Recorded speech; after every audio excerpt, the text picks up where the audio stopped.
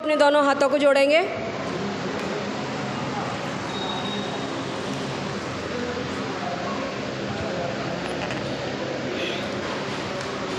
ओम नमः सिद्धेभ्यः।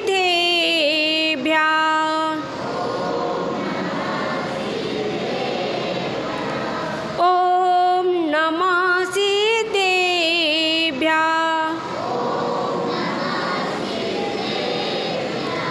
ओम नमः सिद्धेभ्यः।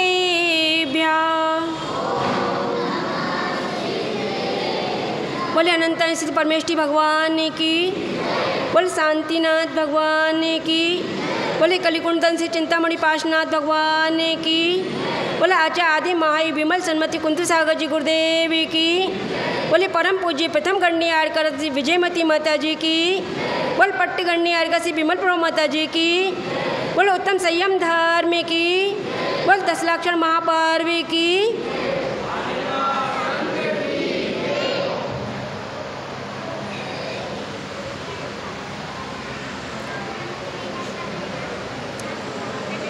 दस लाक्षरधर पर्व हमारे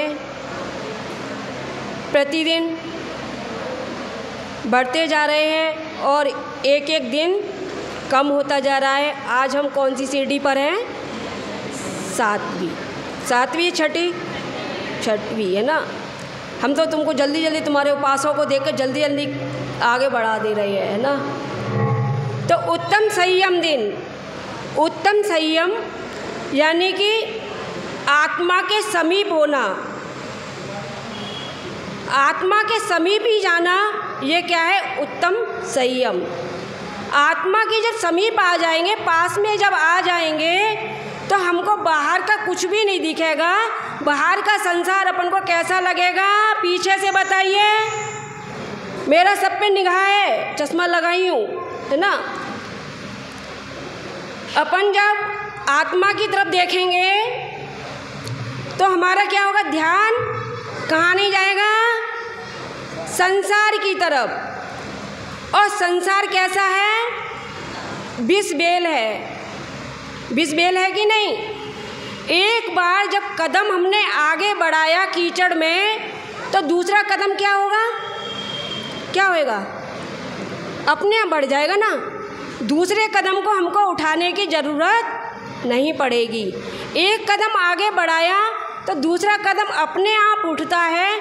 इसी प्रकार संसार की अवस्था है। अगर जिसने संयम को धारण कर लिया और वह मुक्ति पद पे आगे के लिए बढ़ता है, तो समझ लो उसका भव, संसार भव निकट नहीं है। यानी कि वह संसार से जल्दी मुक्ति को प्राप्त कर लेगा। जितनी उसके संयम के भाव होंगे और जितना कुएं में पानी मीठा होगा और जितना गहराई में होगा, उतना ही स्वादिष्ट होगा और उतना ही अपन नीचे से उस कुएं के पानी को भरेंगे तो उतना ही कैसा होगा? शीतल होगा। शीतल होगा कि नहीं होगा? जितना नीचे से ठंडा पानी आएगा उतना ही कैसे होगा? वह शीतल होगा। इसी तरह से संयम। अब संयम कोई ऐसा नहीं है। अभी आप लोगों ने आलोचना पाठ में पढ़ा था आपके पंचसूना का आया था। श्रावकों के कितने सूना होते हैं? 5 सूना, है ना। तो पंचसूना का आपने अभी वर्णन सुना था। नदियन बीच चीरे धुवाए, कोसन के जीव माराए। यानी कि हमने क्या किया? प्रतिदिन, अब तो नदियन बीच नहीं धुलाते, अब मशीनों बीच चीरे धुलाए, कोसन के जीव माराए। अब काहे के लिए झूठ बोलो, है ना। अब तो पहले तो नदियों के बीच चीर धुलते थे, अब तो क्या होते हैं? मशीनों में धुलते हैं। अब उस पानी में क्या हो? अब उस पानी को हम बार बार, पहले तो बाल्टी में भी धोते थे, अब तो बाल्टी में भी ज़रूरत नहीं है, उसी में ड्रायर कर लेते हैं। और ड्रायर कर लेते हैं, क्या करते हैं? उसी में पाइप लगा देते हैं और पाइप लगा देते हैं और उसी पानी में सरफ निकाल लेते हैं और निकले चाहे ना निकले, लेकिन गंदगी रह गई। वही गंदगी हमारे अंतरंग में रह गई है। पहले हम नदियों में जब वस्त्रों को धोते थे तो नदी में पानी कितना होता था, अथाह होता था, तो उस पानी में हमारे वस्त्र कैसे स्वच्छ धुलते थे। अब मशीनों में धुलाते हैं तो क्या होता है, वो मशीनों जैसे हो जाते हैं। ऐसे ही हमारे परिणाम हो गए हैं। पहले हम साधु संतों के बीच में बैठते थे कि नहीं बैठते थे? पहले साधु संतों के बीच में बैठते थे तो हमारे परिणामों की धुलाई उतनी ही हो जाती थी, उतनी हो जाती जैसे कि नदियन भी चीर धुलाए। इसी तरह से हमारे परिणामों की इतने शुद्ध हो जाते थे, इतने विशुद्ध हो जाते थे कि कोई भी साधु आता था तो नगर में क्या हो जाता था, शोर मच जाता था कि हमको क्या करना है, जाना है। और उसमें ऐसे रंग जाते थे, ऐसे पच जाते थे कि हमको खाने पीने का होश भी नहीं रहता था। हमको आहार देना है, हमको विहार करना है, हमको चलना है, हमको माता जी के पास बैठना है, हमको महाराज जी के पास बैठना है। आपके श्रावक के कितने कर्तव्य हैं? 6 कर्तव्य हैं। उसमें आता है गुरु उपासना। गुरु उपासना, तो गुरु उपासना का अर्थ क्या है? गुरु उपासना का अर्थ क्या है कि गुरु की भैया वृत्ति करो, हाथ पैर दबाओ। गुरु उपासना का मतलब ये नहीं है कि तुम गुरु के हाथ पैर दबाओ। अब गुरु तुम्हारा स्वस्थ है और तुम दबा रहे हो हाथ पैर, है ना। अब गुरु तुम्हारे सामायिक पे बैठे हैं और तुम क्या, मैं भैया वृत्ति कैसे करूं? क्योंकि मैं तो गुरु के पास आया हूं ना, और मुझे भैया वृत्ति करनी है, और नहीं करूंगा भैया वृत्ति तो मेरी क्रिया में कमी आ जाएगी। अरे नहीं, गुरु के पास सामायिक में स्वाध्याय में जब गुरु बैठे हैं तुम उनके पास बैठो। स्वाध्याय कर रहे हैं साधु तो क्या करो, उनके पास जाके उनकी देशना को सुनो, स्वाध्याय सुनो। और जब साधु ध्यान में बैठे हैं उनकी ध्यान साधना को देखो, है वही सबसे बड़ा उपदेश है। और पता नहीं कौन से क्षण, कौन से समय आपके जीवन में परिवर्तन आ जाए और गुरु की ऊर्जा आपसे टकरा जाए और आपका परिवर्तन हो जाए। संयम कितने प्रकार के होते हैं? 2। देखो इनको याद आ गया, मेरे को भैया वृत्ति करनी है जो चली, है ना। तो संयम कितने प्रकार के होते हैं? 2 प्रकार के, इंद्रिय संयम और प्राणी संयम। अब इंद्रिय संयम में क्या करना है अपन को? अपनी इंद्रियों पे कंट्रोल। कैसे कंट्रोल करना है कि मेरे को मंदिर में दर्शन करना है। जब मेरे को मंदिर में दर्शन करना है तो मेरे को कहीं इधर उधर नहीं देखना। क्यों नहीं देखना? क्योंकि मैं जिनेंद्र भगवान के दर्शन करने के लिए आया हूँ। क्यों आया हूँ? जिनेंद्र भगवान के दर्शन करने के लिए आया हूँ। तो जिनेंद्र भगवान के दर्शन करें और दर्शन करते समय में ऐसा विचार बनाएं कि हे भगवान, कब हम अंतर में उतरे, कब हम आप जैसे बने। आप तो हाथ पे हाथ रखे हुए बैठे हो, आपको तो कुछ काम नहीं है, हमको संसार के इतने काम हैं, हम कब इससे फ्री हो। लेकिन ऐसा तो है नहीं है। आजकल मानव ने क्या किया है? मानव ने जीवन में भोगों को चाह लिया है। मानव ने जीवन में भोगों को चाह लिया है। काजू की खीर में हींग का बघार लगा दिया है। काजू की खीर में हींग का बघार लगा दिया है। न डाली संयम की शक्कर काजू की खीर में, न डाली संयम की शक्कर काजू की खीर में, इसीलिए भटक रहा है 84 की भीड़ में, है ना। अब आपने बनाई तो खीर काहे की? बहुत मेवे डाले थे, काजू की खीर बनाई थी, है ना, और उसमें बादाम भी डाले थे, दूध भी डाला था और सब कुछ डाला था, लेकिन शक्कर कैसी डाली? डालना भूल गए। अपन ने संयम किया, जब तो सही है, अपन ने व्रत किया, उपास किए, 10 लाख छठ पर्व का हम कब से इंतजार देख रहे थे कि नहीं देख रहे थे कि 10 लाख छठ पर्व आएंगे, 10 लाख छठ पर्व आएंगे और हम क्या करेंगे? साधना करेंगे, कुछ ना कुछ करेंगे। लेकिन उसमें अपन ने संयम को धारण नहीं किया। अब संयम ऐसा मत सोचना कि दीक्षा ले लो जब भी संयम है ना, कि माता जी बन जाओ जब भी संयम है, या मैं 4 घंटे के लिए बैठ जाऊँ जब भी संयम है। अपनी इंद्रियों पे कंट्रोल कर लो, अपनी इंद्रियों पे कंट्रोल कर लो कि मेरे को आज बोलना नहीं है, इतना ही कह दो कि आज मेरे को कसाई नहीं करानी किसी को, आज मेरे को किसी से गुस्सा नहीं करना, है ना, आज मेरे को इधर उधर फिजूल की बातें नहीं करना, ये भी संयम है। इंद्रियां कितनी अपनी? 5 इंद्रियां। संयम के मैंने बताए थे कितने प्रकार के संयम होते हैं? 2 प्रकार के, इंद्रिय संयम और प्राणी संयम। तो इंद्रियां 5 इंद्रियां हैं अपनी, रसना, स्पर्शन, रसना, घ्राण, चक्षु, कर्ण। इनको अपन में क्या करना है? बस में करना है। इनको जब हम बस में कर लेंगे तो क्या होगा? अपना इंद्रिय संयम प्रकट हो जाएगा। अब क्या है? जब संयम माने कंट्रोल, अगर हम गाड़ी में बैठे हैं और ड्राइवर कितना भी अच्छा हो, ड्राइवर कितना भी अच्छा हो और गाड़ी में ब्रेक ना हो तो क्या होएगा? गाड़ी का एक्सीडेंट होगा। चलाने वाले जानते हैं, है ना, हम तो बैठने वाले हैं बस, तो चलाने वाले तो जानते हैं कि गाड़ी में एक्सीडेंट होगा। हमने बहुत सा क्या किया? त्याग किया, उपवास किया, लेकिन कैसा किया? कैसा किया? अब 10 दिन पूरे हो जाएंगे, अब पता चला भैया कचौड़ी की दुकान पे कचौड़ी खाएंगे, पकौड़ी खाएंगे। हमारे यहाँ की बात है, यूपी की, सब्जी वाले बेचारे दुखी हो जाते थे।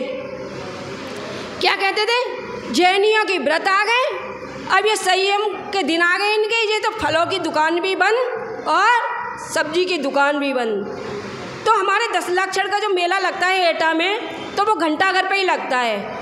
और जिस दिन मेला का रथ निकलने या न निकले, उससे पहले व्रत खुला और व्यक्ति वहाँ भीड़ लगी, तो बेचारे वो सब दुकानदार बड़े उत्सुक होते थे।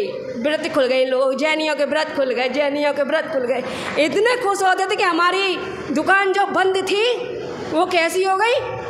आज खुल गई, कर्फ्यू खुल गया आज तो हमारा, है ना, 10 दिन का जो कर्फ्यू लगा था। तो हमने क्या किया?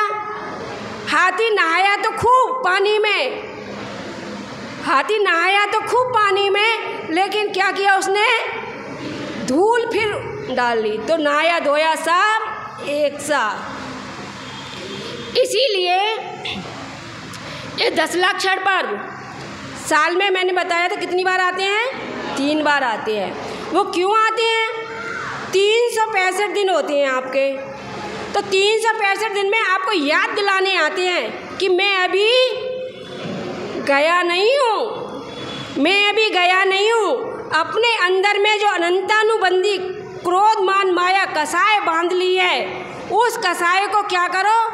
4 महीने के अंदर कम से कम, है ना, ज़्यादा ज़्यादा अनंतानुबंधी कितने? 6 महीने के अंदर क्या करना है उसको? हाँ, हटाना है। और 6 महीने से ज़्यादा हो गए तो आपका संसार, माता जी बता रही थी ना, अनंत संसार भटकोगे। तो ये यानी अपना 10 लाक्षण पर्व, अधिकांश सभी पर्व, अपना ये अष्टांग का पर्व, है ना, 16 का, ये सभी व्रत इसीलिए आते हैं आपको याद दिलाने। कहीं तुम अनंतानुबंधी की कसाई की गांठ में तो नहीं बैठे। अगर तुम उस गांठ में बैठे हो तो हम 4-4 महीने बाद फिर आ रहे हैं आपकी चेकिंग लेने, है ना, आपको टेस्ट करेंगे कि आप कितने अच्छे हो, है ना, कितने परिणामों की विशुद्धि बनाए हुए, और नहीं बनाए हुए तो क्या करेंगे कि मैं फिर आ गया। तो भैया आप जैनी हो तो आप अपने अंतरंग में फिर विशुद्धि लाओ और अपने परिणामों को शुद्ध करो। अब मर्यादा जब हट जाती है किसी भी चीज़ की, है ना, जैसे नदी में पानी आया, नदी में पानी भर गया और पुल टूट गया तो क्या होएगा? बाढ़ आ जाएगी। जिस प्रकार अपन ने देखा, अपन ने रामायण सुनी है, रामायण में क्या हुआ था? सीता जी जब वन में थी, सीता जी जब वन में थी तो उनको लक्ष्मण जी ने क्या बोला? रेखा खींची थी, है ना, रेखा खींची कि इस रेखा से आप बाहर नहीं जाना।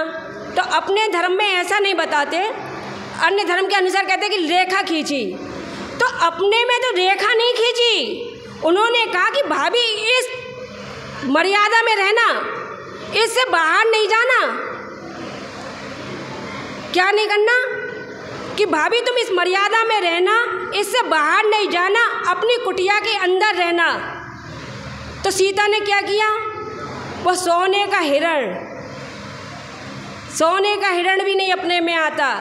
अपने में तो यानी कि एक जिज्ञासा, और वो मर्यादा के बाहर हुई और वो हर के रावण ले गया। इसी प्रकार अपनी मर्यादा छूटी तो क्या हुआ, सब गया। ज़्यादा नहीं, इतनी सी मर्यादा कर लो। हमारे घर की माँ बहनें है ना, अपनी मर्यादा के हिसाब से अपने वस्त्रों को पहने, अपने श्रृंगार को रखें, अपने रूप को रखें, अपनी लोक लाज को रखें, पुरुष पुरुष के हिसाब से, महिला महिला के हिसाब से अपने संयम को रखेंगे तो आपका क्या होएगा, संयम धर्म की वृद्धि होगी, अपने संयम का पालन होगा, अपने सील की रक्षा होगी। ऐसा नहीं है कि अपना बहुत बड़ा काम करना है अपन को। संयम के लिए क्या करना है, अपन को अपने परिणामों की, मन की शुद्धि करना है ना। सीता जब वन में थी तो रावण हर के ले गए, और रावण भी अपनी मर्यादा में थे कि नहीं, बताओ, थे ना। कहने को तो बहुत कुछ रावण के बारे में कह देते हैं, लेकिन रावण जैसा कोई विद्वान नहीं, रावण जैसा कोई पंडित नहीं, रावण जैसा कोई भक्त नहीं, और रावण जैसा कोई त्यागी नहीं। लेकिन जब रावण सीता को हर के ले गया, उनका नियम था कि मैं पर स्त्री पे हाथ नहीं लगाऊंगा। मंदोदरी ने भी सीता को क्या कहा कि अगर आप रावण की पत्नी बन जाती हो तो आपको ये लंका का वैभव सारा मिल जाएगा, है ना। आप इस वैभव को प्राप्त करो, मेरे गद्दी आपको मिल जाएगी, आप हमसे भी ऊंचे हो जाओगे। लेकिन सीता ने अपनी मर्यादा को नहीं छोड़ा, और रावण ने भी सीता को हाथ नहीं लगाया। क्यों? एक नियम में बंधे थे, एक नियम, एक मर्यादा। मर्यादा ऐसी होती है कि व्यक्ति जब भटक रहा हो ना और मर्यादा में हो तो वह अपनी लाइन में आ जाता है। अपनी अपन कहते हित मित प्रिय वचन बोलो। कैसे वचन बोलो? हित मित प्रिय वचन। हित यानी अब अपन कहो कि मौन रख लो, मौन रख लो, नहीं तो मौन रखो तो रखो, बहुत अच्छी बात है, लेकिन मौन नहीं रख पाए तो अपन क्या करो, हितकारी वचन बोलो। कैसे वचन बोलो? हितकारी वचन बोलो। मित यानी कि मर्यादा में बोलो, और प्रिय, हित मित और प्रिय ऐसा बोलो कि सामने वाले को अच्छा लगे, है ना। अपन बोल भी जा रहे हैं, बोले ही जा रहे हैं, बोले ही जा रहे हैं, अब कोई हमारी सुन रहा है या नहीं सुन रहा है, और सुन भी रहा है तो अपन ने मर्यादा के बाहर बोला तो क्या हुई, लड़ाई हो गई, है ना। बात बात में अपन दो भाई बैठे या दो व्यक्ति बैठे, और व्यक्ति बैठ रहे हैं, अच्छे से बोलेंगे और अपन को नहीं है अच्छा लगता है, हाँ इनके पास बैठे बहुत अच्छा लगा, है ना, कुछ शिक्षा मिली हमको, है ना, कुछ ज्ञान प्राप्त हुआ हमको। और जब भी हमारी मर्यादा हटी और बोलते बोलते हम इतना बोल गए कि पता चले कि पुरानी बात जो लड़ाई झगड़े वाली थी उस बात को लेकर आ गए, या किसी और बात को लेकर आ गए, मंदिर की कोई पुरानी बात हो या घर की कोई बात हो, कोई रिश्तेदारी की बात हो, उसको लेकर आ गए तो सब रंग में भंग हो गया। जैसे कि काजू की खीर में हींग डाल दी, है ना। तो काजू की खीर में हींग डालना है क्या? नहीं डालना। अपन को अरे अपने द्वार संग जिनवाड़ी माँ कितनी बड़ी है, जिसके 6 महीने तक होली जलाई गई थी, है ना। वो जिनवाड़ी माँ हमारी इतनी उपकारी है कि हम उसका एक एक श्लोक, एक एक मंत्र अगर उसको पढ़ते हैं तो हमारे अंतरंग में तो अपने आप ही शुद्धि हो जाएगी। कोई हमसे कहे या गुरु के पास जाके बोले कि माता जी हम स्वाध्याय नहीं कर पाते तो क्या करें? कोई बात नहीं, स्वाध्याय मत करो, पूजा कर सकती हो? हाँ पूजा तो करते हैं, हम पूजा तो करते हैं, लेकिन उस पूजा में क्या करते हो? स्वाहा, यहाँ का वहाँ, इधर का उधर। अच्छा, तूने कौन सी पूजा की आज? अच्छा, आज तेरा कौन सा व्रत है? अच्छा, आज ये वाला दिन है? अच्छा, मैं आज बच्चों को छोड़ के आई स्कूल। अच्छा, अब तेरे बच्चों को पेपर आने वाले हैं, तैयारी चल रही होगी। अच्छा, अब इन्हें एक अर्घ चढ़ा दिया, स्वाहा। अब मैं आज मेरे को 2 पूजन करनी है ना, अभी 2 पूजन करके जाना है। अरे अपन को 2 पूजा करो मत करो, अपन बिना पाठ ही पढ़ लो, बस कुछ मत करो, बिना पाठ ही पढ़ लो। बिना पाठ में ऐसा सार भरा पड़ा है कि आपका स्वाध्याय अपने आप ही हो जाएगा। अभी आलोचना पाठ अपन पढ़ रहे थे, आलोचना पाठ आप एक एक लाइन को पढ़ो और एक एक लाइन का सार पढ़ो और उसमें ही अंदर चले जाओ, आपका स्वाध्याय अपने आप हो जाएगा, है ना? हो जाएगा कि नहीं हो जाएगा? अब इस तरह से ये मत सोचो हमने स्वाध्याय नहीं किया, अपन बस एकता में जुड़ के रहो, मिल के रहो। हम तो नवयुवक साधु हैं, सच बताए, है ना? हम नवयुवक साधु हैं और हम यही सोचते हैं कि आगे चल के ये नवयुवक हमारे, आप कुछ भी कर रहे हो, आप जानो, पंथ जानो, संत जानो, ये कुछ भी जानो, लेकिन हम नवयुवक साधु हैं और नए लोग हैं हमारे जो आने वाले हैं। हम इससे डर ना जाएं कहीं, हम डर नहीं जाएं। क्यों नहीं डर जाएं? क्योंकि हमारे छोटे छोटे बच्चे हैं, आगे चल के माल में क्या कहेंगे, हम मंदिर जाएं कि नहीं, ये महाराज जी ऐसा बोलती है, ये माता जी ऐसा बोलती है, हम क्या करेंगे जाके, हम किसकी माने? हमारे ऊपर तो पढ़ाई का पहले ही से बोझ है, पढ़ाई का बोझ है कि नहीं? सबसे ज़्यादा पढ़ाई का बोझ बच्चों का। और जितने माता पिता अपने समय में नहीं पढ़े उतना अब पढ़ रहे हैं कि नहीं पढ़ रहे, बताओ, है ना? अब पढ़ रहे हैं। जो फर्स्ट क्लास में नहीं पढ़े, सेकंड क्लास में नहीं पढ़े, थर्ड क्लास में नहीं पढ़े, अब बच्चों की पढ़ाई करके पढ़े जा रहे हैं। अब पढ़ाई करके पढ़े जा रहे हैं। अब उनसे आप कहो नगर में साधु आए हुए हैं, कुछ आया करो भैया स्वाध्याय करने के लिए। माता जी टाइम नहीं है। क्यों नहीं है? मेरे बच्चे के पेपर हैं, तैयारी करानी है। बच्चा कौन से क्लास में पढ़ता है तुम्हारे? माता जी फर्स्ट सेकंड क्लास में। अरे भैया तुमको फर्स्ट सेकंड के क्लास के बच्चों की इतनी टेंशन? हम तो 10वीं 12वीं पास करके, हमारी माता पिता को यही नहीं पता हम कौन से क्लास में,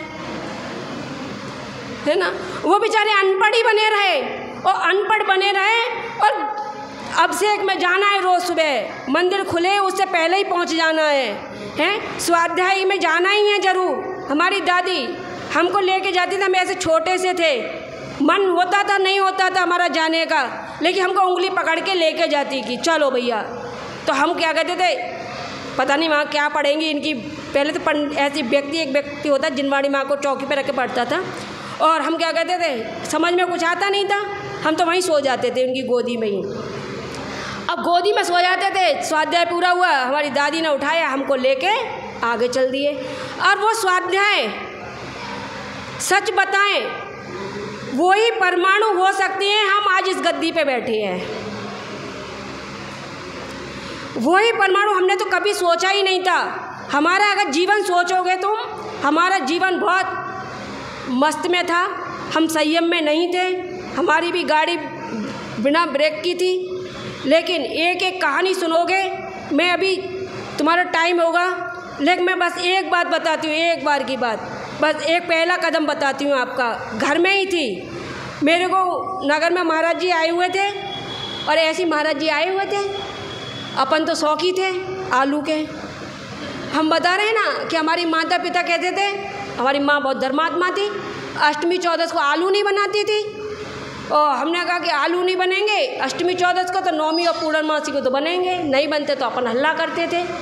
और उस दिन क्या हुआ, हमारे यहाँ आ गए थे महाराज जी का संग आ गया, और वो संग रुका 1-2 दिन के लिए रुका होगा। नगर में अच्छी पहले प्रभावना थी, साधु से जुड़ते भी थे व्यक्ति। अब जुड़ते थे तो क्या हुआ कि 10 दिन जुड़े महाराज जी, 15 दिन रुके, समाज के लोगों ने 1 महीना रोक लिया। महाराज जी ने, हमारी मम्मी कहती महाराज जी आ गए हैं, जाती भी नहीं है दर्शन करे, कम से कम दर्शन तो कर आया करो। हमने हम क्या जाएंगे मंदिर करने, वहाँ जाओ तो पता किन की बेटी है, किन की पोती है, किन की लड़की है। तो मैंने कि वहाँ तो औरतों की ये पंचायती होती, हमको नहीं जाना मंदिर वगैरह। अचानक क्या हुआ, महाराज जी आए हुए थे, संगीत से वहाँ पूजन चल रही थी, पूजन चल रही थी और हम चले गए वहाँ। संगीत से पूजन हो रही थी, बच्चों को क्या चाहिए। इस संगीत में एक ऐसा नहीं है कि संगीत सब चीज़ अपनी जगह पे मर्यादा में सब अच्छा है, अगर अच्छा करो तो सब अच्छा है और गलत करो तो सब गलत है। तो हम चले गए वहाँ प्रवचन सुनने चले गए। अब वो नहीं देवशास्त्र गुरु की पूजन होती है, कभी भी किताब तो खोली नहीं थी मंदिर की, अब वो लाइन पड़ गई, देवशास्त्र गुरु को ध्याऊँ, देवशास्त्र गुरु को ध्याऊँ। संगीत में देवशास्त्र गुरु को ध्याऊँ, घर पे आते थे वही गुनगुनाते रहते थे। तो फिर हमने कहा कि आज हम प्रवचन में जाएंगे। अब प्रवचन में गए वहाँ तो महाराज जी ने बोला कि रात में नहीं पानी पीना खून पीने के बराबर है, ऐसा कुछ बोला उन्होंने। तो अब छोटे थे हम, होएंगे 15-16 साल के। हमने कहा रात का पानी का त्याग, अब रात के पानी का त्याग कर दिया। हमारी मस्त जीवन माल में कहते हम रात को सोते थे ना तो अपने शौक के जैसे लिमका वगैरह अपने साथ में लेकर सोते थे। आलू हम पता हमारा बहुत मौज वाला जीवन था, बहुत मौज वाला जीवन था। तुम क्या सोचोगे, समझ बहुत मस्त का जीवन था हमारा। हमने कहा कि रात का पानी का त्याग करके आ गए। अब रात का पानी का जून का समय था, हमारे घर में शादी थी, हमको लग रही थी प्यास। हमने कहा अरे 3 लोग को ना जुझु खाए मिटे, ना भूख कड़ा ना लहाए, ऐसे कर करके अपनी रात गुजार दी। अब कुछ दिन बाद क्या हुआ, हमको माता जी को आहार देना है। तो हमने कहा महाराज जी थोड़े दिन के लिए आप तो जाने वाले ही हैं, चले जाएंगे। तो अब माता जी से कुछ अच्छा परिचय हो गया ना, अच्छा लगता ना कि लाओ अब माता जी को आहार देंगे। हम माता जी से अच्छा मिलन हो गया कि हम एक दिन का आहार देंगे। तो माता जी कहते मैं तो आलू का त्याग कराऊंगी। मैंने कहा नहीं आलू का त्याग मत कराना। सो कहते नहीं आलू का त्याग कराएंगे हम, तो नहीं लेंगे। तो हमने कहा ठीक है, हम ज़्यादा नहीं है, तुम 1 महीने के लिए तो रुक रही हो, हम 7 दिन के लिए कर देंगे। सो माता जी हम 1 महीने के लिए रुक रहे हैं, तुम 1 महीने के लिए करो। तो हमने कहा कि ठीक है 1 महीने के लिए कर लेते हैं। तो हमने 1 महीने के लिए त्याग कर दिया। अब उस बीच में क्या हो, चातुर्मास हो गया। अब जिस दिन हमने आलू का त्याग किया, हमसे आलू छोड़े नहीं जाए। हमारी कहानी सुनो। तो हमने सोचा कि हमसे आलू छोड़े नहीं जाएंगे, हमने 1 महीने के लिए त्याग कर रहे हैं, चाट पकौड़ी आज ही खा लो। तो वो ठेले वाले आते हैं ना, अपने दरवाजे पे बुला लिया, खा पी के तृप्त हो गए। और तृप्त होने के बाद हमको 1 महीने का त्याग करना है। 1 महीने का त्याग किया हमने, और उसी बीच में हो गया चातुर्मास। अब चातुर्मास हो गया उस बीच में, अब चातुर्मास में क्या फिर दोबारा आहार नहीं देंगे? आहार दिया उसमें। तो माता जी कहते बस ज़्यादा नहीं, चातुर्मास तक के लिए कर दे। हमने कहा ठीक है चातुर्मास तक के लिए कर देते हैं चातुर्मास। अब इतने में क्या हुआ, हमारा भाई आए और भाई हमको बोले हम नहीं जयपुर जा रहे हैं। हमने कहा क्यों? कह रहे वो तपस्वी सम्राट सन्मत सागर महाराज जी हैं ना, वो अपने एटा नगर के हैं, बहुत तपस्वी हैं। हमने कहा अच्छा, साधु के बारे में कुछ जानते ही नहीं थे अपन। तो हमने कहा हम भी चलते हैं। तो कहते तुम चलो वहाँ चलो, अपन एक बार दर्शन करके आते हैं। तो हमने कहा चलो ठीक है अपन चलते हैं। और वहाँ हम जाके पहुँच गए। अब वहाँ पहुँच गए, वहाँ पे हमारी परम पूज्य प्रथम गण्य विजयमती माता जी भी थे। और आचा महाराज का ये हमारे प्रवचन नहीं, हमारी व्यथा सुना रहे हैं हम अपनी, है ना। तो हम वहाँ बैठ गए और बैठने के बाद वहाँ प्रतिक्रमण होके चुका। तो हम आचा महाराज को तो पहचान नहीं पाए थे, क्योंकि आचा महाराज अपनी साधना बहुत करते थे। और जैसे प्रतिक्रमण होते माता जी वहीं बैठे हुए थे। हम बस माता जी को देखे जाए, माता जी को देखे जाए। हम क्या कहें, इतनी अंग्रेज भी फेल इनके आगे, तो कितना अच्छी माता जी है, मैं तो इनके पास ही रुक जाऊं। अंदर से अपने भाव चल रहे थे और इधर अपने भाई को बोल रही थी आचा सन्मत सागर जी कौन से हैं। आचा सन्मत सागर छोटी थी ना, 16 साल की उम्र थी। आचा सन्मत सागर जी कौन से हैं। अब कभी झिझक भी नहीं थी, कुछ भी नहीं था। और बार बार मैं बोलूँ तो मेरे भाई ने मेरे को एक कौनी मारी और बोला तो बड़ी माता जी बोले आचा महाराज के दर्शन कर लो। तो हमने कहा यही आचा सन्मत सागर जी हैं। हमने उनका दर्शन किया, क्योंकि आचार्य महाराज जी की तपस्या बहुत थी, तो महाराज जी बिल्कुल एकदम पतले दुबले, हमने कभी आचार्य होंगे अच्छे खासे, तो बैठ गए अपन तो हमने कहा यही आचार्य सन्मा सागर, जिसको था हाँ यही आचार्य सन्मा सागर। हमने कहा अच्छा, हमने नमोस्तु किया। हम बड़ी माता जी को बोले, माता जी हमको नहीं है आहार देना है, तो हम तो वही समझ रहे हैं हमारे 4 महीने वाले में आलू वाला नियम है ना, तो आहार देना है। तो माता जी ने नहीं बेटा जे यानी आचार्य महाराज जी और यानी हम शुद्ध जल का त्याग कराते हैं, शुद्ध जल का त्याग, शुद्ध जल का त्याग हमने शुद्ध जल जानते भी नहीं थे क्या होता है, हमें गंदा पानी वगैरह होता है, हम तो कौन गंदा पानी पीता है, तो हमने कहा शुद्ध जल का ही त्याग है, ठीक हम कर देंगे। माता जी, माता जी बेटा शुद्ध जल का त्याग है ऐसा नहीं, अपन किसी के हाथ का भी नहीं ले सकते, अपन किसी के हाथ का नहीं पी भी नहीं सकते, हम कहे माता जी हमको तो आहार देना है। सो माता जी कहती है नहीं बेटा शुद्ध जल का त्याग पहले बहुत कठिन होता था, कहते बाहर का पानी भी नहीं ले सकते, ऐसे लोगों का भी नहीं ले सकते, दवाई भी नहीं ले सकते। मैंने कहा बस हमको आहार देना है। अब वो ये सोचो तपस्वी सम्राट आचार्य सन्मा सागर और परम पूज्य प्रथम गणनीय का विजयमती माता जी की जो बरगड़ा थी, वही बरगड़ा समझ लो कि आज अपन को इस लाइन में लेके आ गई। और उसी समय माता जी ने बहुत समझाया हमको, और हमने यानी सुबह दूसरे दिन क्या किया, शुद्ध जल का त्याग कर दिया। और शुद्ध जल का त्याग कर दिया। आए कितने दिन के लिए था हम, 1 दिन के लिए, और 1.25 महीने